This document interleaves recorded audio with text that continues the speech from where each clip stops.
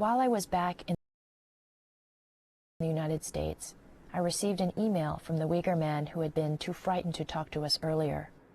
He said the situation was getting worse, and he had decided to talk. At the end of October, I flew back to China and went to the capital in Urumqi and met him. It was a very short interview, about 15-20 minutes, because he was still very frightened. He said that if the government knew that he had come to talk with me, he would be punished very severely. He talked a bit about the fact that Uyghurs, they just can't express themselves. He didn't talk about separatism. He simply said they wanted to be able to speak freely. I asked him if he knew if there were terrorists, and he said he didn't know of any. He wasn't aware of any. It's just mostly people are discontented with the way they're treated, and the difficulty of trying to eke out a life as a Uyghur man in that part of the country.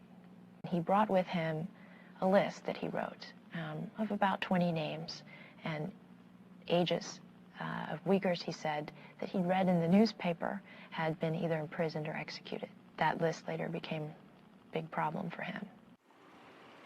We finished the interview at sunset and left the hotel.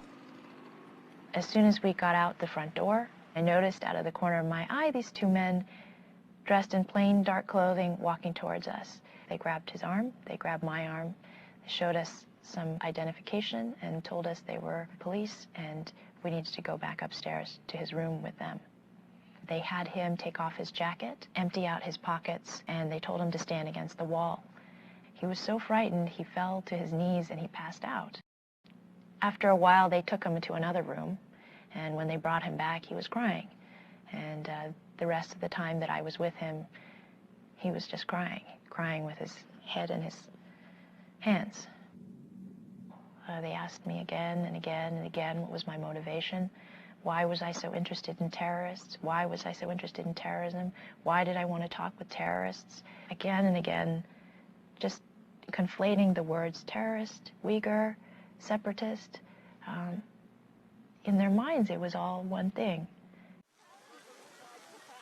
When they were questioning me, I never felt like they were concerned about finding out what the truth was. I felt it was about punishment. Punishment for this man coming to see me, punishment for me for coming to China to talk about Uyghurs. I only had one tape, and they took it. I'm assuming it's now evidence against him. Past history of China's treatment of Uyghurs who've been in their custody has been very severe.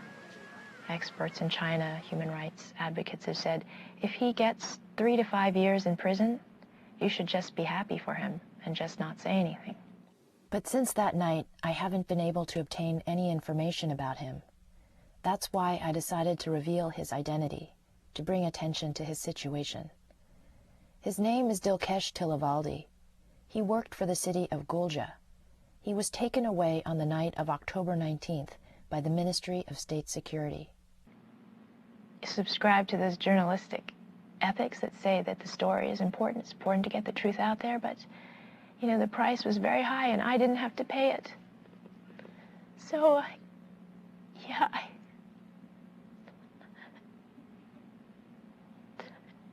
if I could take it back, I would.